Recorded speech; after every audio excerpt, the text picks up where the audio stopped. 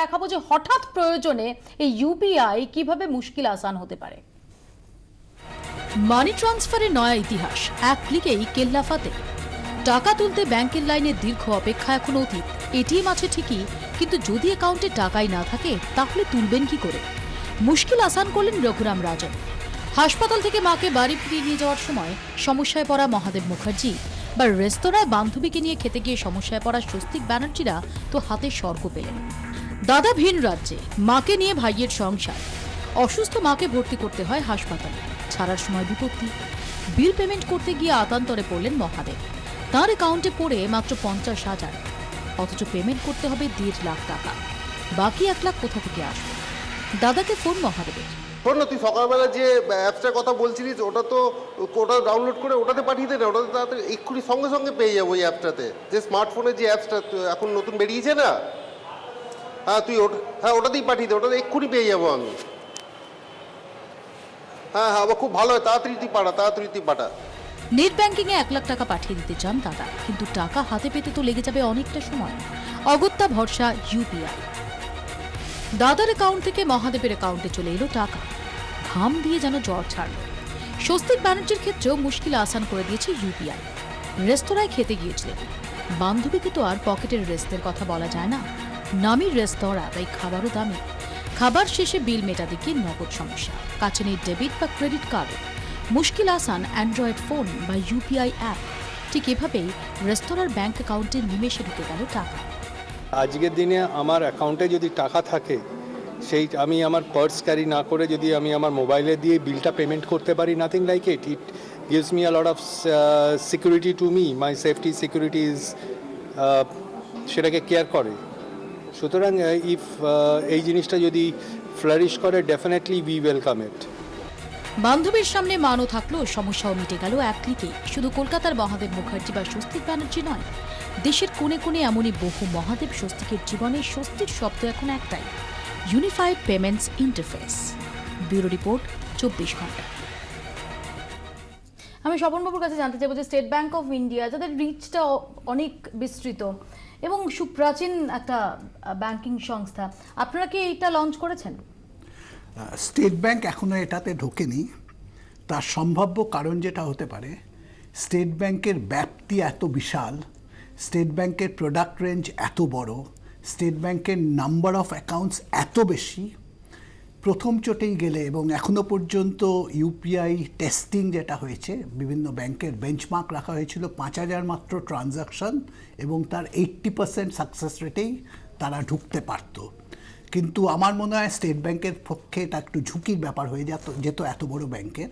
আর যে কোনো কিছুরই প্রথম চোটে, আমি জানি না এটাতে রিজার্ভ ব্যাংক বা সরকারের কি ভিউ পয়েন্ট ছিল, কিন্তু এত বড় একটা ডেটার লোড একটা অ্যাপসে যদি প্রথমেই এসে যেত, কেননা স্টেট ব্যাংকের ডেটা হচ্ছে অসম্ভব বড়, অন্যান্য যে কোনো ব্যাংকের থেকে 10-20 গুণ। আপনি যে বিপ্লবের কথাটা বলছেন, সেখানে দাঁড়িয়ে তো এই সমস্ত ব্যাংক, রাষ্ট্রায়ত্ত এবং বেসরকারি ব্যাংক, কারণ বেসরকারি ব্যাংকও তাদের যে ফোকাসটা সেটাকে এখন অনেকটা বিস্তৃত। আমি বলেছিলাম বিপ্লবের সূচনা হয়েছে, বিপ্লবের পরিপূর্ণ বিকাশ ঘটতে একটুখানি সময় লাগবে। তার মধ্যে অবশ্যই যে কোনো ব্যাংকিং ব্যবস্থা ভারতবর্ষে যাতে স্টেট ব্যাংক অনবোর্ড হয়নি, সেই ব্যাংকিং ব্যবস্থা পরিপূর্ণ হতেই পারে না। দ্বিতীয় একটা কথা আছে, বললাম যে 101 কোটি যখন মোবাইল, সেই 101 কোটিকে আনতে হবে। আমি একটু আগে আর একটা খুব কথা বলতে চেয়েছিলাম, সেটা হচ্ছে আরও অনেক ব্যাপারে পিছিয়ে থাকলেও সারা পৃথিবীর মধ্যে মোবাইল পেমেন্ট সিস্টেমে কেনিয়া সবার থেকে অনেক অনেক অনেক আগে, যোজন আগে।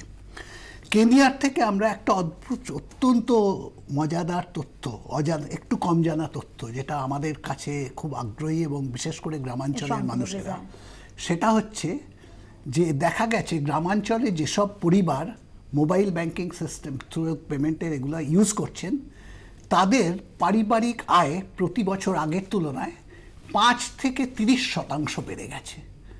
এটা একটা নিজের মধ্যেই একটা বিপ্লব। আমরা একটা স্বাভাবিকভাবে কিছু কিছু জিনিস ভাবতেই পারে, তাদের অত দূরে ব্যাংকে যেতে হচ্ছে না। এই ফরম্যাটটা, এই মডেলটার কথাই তো আপনিও কিছুক্ষণ আগে বলছিলেন, যে যেটা আমরা কথাও বলছিলাম, যে সমস্ত জায়গায় ব্যাংক নেই, সেখানে প্রত্যন্ত অঞ্চলের মানুষ, তাদের হাতে একটা আস্ত চলমান ব্যাংক, সেটা পৌঁছে দেওয়া।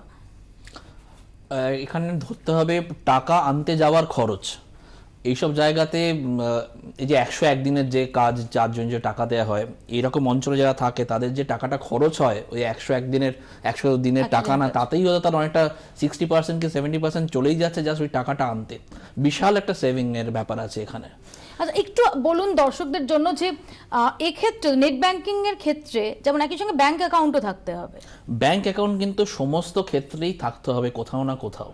এখন প্রশ্নটা আরেকজন না, আপনি যিনি যে ফোন করছেন, অ্যাপটা যে ব্যাংকের অ্যাপ ইউজ করছেন সেই ব্যাংকে আপনার অ্যাকাউন্ট থাকতেই হবে, এটা কি কম্পালসারি এই ইউপিআই এর ক্ষেত্রে? আমি বলছি ইউপিআই আসার আগেও এই যে সিস্টেম, এটা কিন্তু বেশ কিছুদিন হলো শুরু হয়েছে একটা ব্যাংকের নিজের গ্রাহকদের মধ্যে। সফট যেমন- লঞ্চ যেটা না, সফট লঞ্চ না, প্রপারলি চলছে। যেমন আমাদের ইয়েস ট্যাগ বলে একটা প্রোগ্রামই আছে, একটা ফেসিলিটি আছে, যেখানে ফেসবুকের মাধ্যমে আপনি ফেসবুকের মেসেঞ্জার ইউজ করে ওদের যে হ্যান্ডেল বলে বা ওদের যে নামটা বলে বা টুইটারের যে হ্যান্ডেল, তার মাধ্যমেও কিন্তু আপনি অ্যাকাউন্ট স্টেটমেন্ট চেক টাকা পাঠাতে পারেন, ছোট ছোট অ্যামাউন্ট। বা আপনি ইয়েস পে যেটা আছে, দ্যাট ইজ উনি যদি আমাদের ব্যাংকের গ্রাহক হন, আমি যদি আমাদের ব্যাংকের হই, বা আমি যেখানে মাছ কিনি সেখানে মাছওয়ালা যদি আমাদের হয়, আমি কিন্তু সঙ্গে সঙ্গে পাঠাতে পারি। ছুটির দিন হলেও পাঠাতে পারি, রাত্রিবেলাও পাঠাতে পারি, সকালেও পাঠাতে পারি। নেফট বা আরটিজিএস এর যে প্রতিবন্ধকতা সেটা নেই। এইখানে যে সুবিধাটা, ফার্স্ট ওয়ার্ডটা হচ্ছে ইউনিফাইড মানে ব্যাংকিং ইন্ডাস্ট্রিজ আলাদা আলাদাভাবে প্রত্যেক ব্যাংক এটা করছিল, এটাকে মিশিয়ে দেওয়া হলো, ব্যাংক টু ব্যাংকটা শুরু হয়ে গেল। এটা আগে শুরু হচ্ছিল না। অনেক কিন্তু ধন্যবাদ। প্রত্যেক জায়গাতেই ব্যাংক অ্যাকাউন্ট একটা লাগবে। ব্যাংক অ্যাকাউন্ট একটা লাগবে, কিন্তু নট নেসেসারিলি যে অ্যাপটাকে ইউজ করা হচ্ছে সেই ব্যাংকের নো, আমি ব্যাংক অফ অন্য কোনো ব্যাংক থেকেও অ্যাপটা ডাউনলোড করে ইয়েস ব্যাংকের জন্য ব্যবহার করতে পারি।